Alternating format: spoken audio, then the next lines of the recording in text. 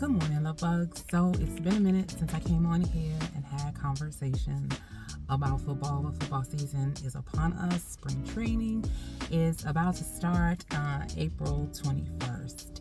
And before we get into that, I definitely want to talk about something that's really important.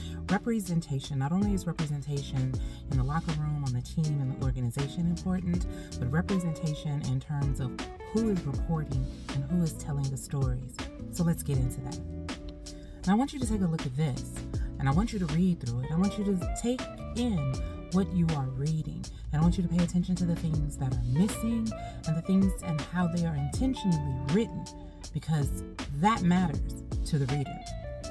I'm very excited about the fact that Coach Todd did say that there is going to definitely be a QB competition. What was really important and jumped out of his presser when he was discussing it was his realistic approach, that there is not going to be this division of reps just because we have multiple quarterbacks. It's going to be based on performance and what the team needs. So that means that he has definitely gone back and looked at the tape, because in his quarterback room, there is a veteran quarterback and there are two rookie quarterbacks. And in those two rookie quarterbacks, we had one quarterback who was given the benefit of everything you could possibly be given to ensure that you are successful. And then we had another rookie quarterback who was not. Why that correlates to what Coach Todd said is this. It doesn't matter how many reps you get.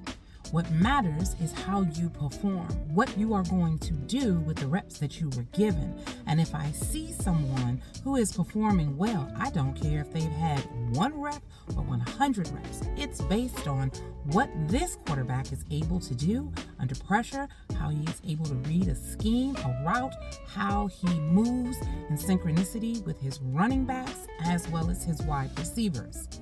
But I want to go back to what was written here, because I see that the people in Cleveland are still trying to hold on to yesterday. And we are now here in the present. It is spring 2026. The new draft is upon us, as well as the new training season and a new football season. I'm going to need you people to catch up. But if you were paying attention and you saw what it was, let me break down what you saw. So it had Shedeur, Deshaun, and Dillon Gabriel listed. And it gave you Shedeur's partial stats. It told you how many TDs he made. It told you how many interceptions he made. It told you how many games he was in. And then it gave this little blurb about, one of his abilities. And then there's Deshaun. And it tells you how Deshaun got hurt. He was not present for the bulk of the season, as well as he's a former elite. See, when you use words like former, that means that they're no longer with us, they're not playing. Deshaun Watson is an active member on the team, regardless of your personal opinion. And bookmark and revisit personal. Then we've got Dillon Gabriel. We got Dillon Gabriel down here, and you've got listed his yardage, and you've got the games, and you also listed that he's a rookie. Then you look at his blurb, and it's talking about how he does so well and how he is able and his abilities because of the multiple places that he went and played school. Shedeur played at 2 schools. Shedeur also built 2 programs. Shedeur was also a rookie. Shedeur is also only one of 2 rookie quarterbacks to throw for over 300 yards in a game, throw 3 TDs, and run 1 in. Yeah, that's him. And something else is, you talk about Dillon's 900 and something yards. Shedeur had 1,400 yards for the season.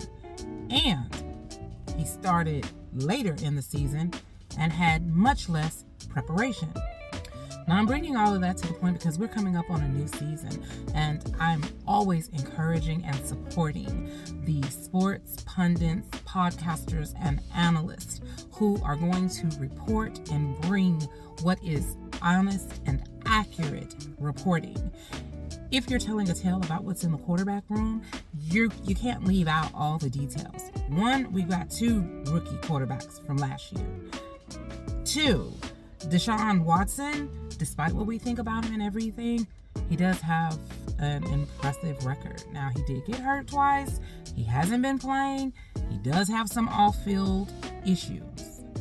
But if you're going to tell the story, you've got to tell the story the most accurate and correct way. But if you're biased, if you hold personal prejudices, if you hold allegiance to people who are no longer in the building for which you work and are reporting on, then perhaps it's time for you to put it down and allow someone else to come in. Because accurate and real-time reporting is necessary in order to facilitate a true depiction of what we are watching.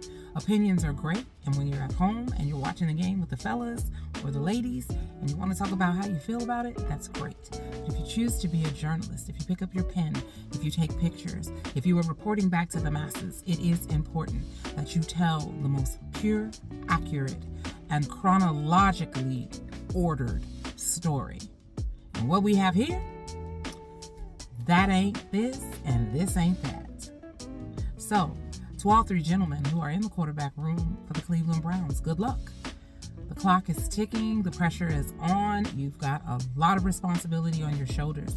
We are excited and we are looking forward to an explosive, productive, winning season from you. All right, love bugs, as always, protect your peace and your mental health.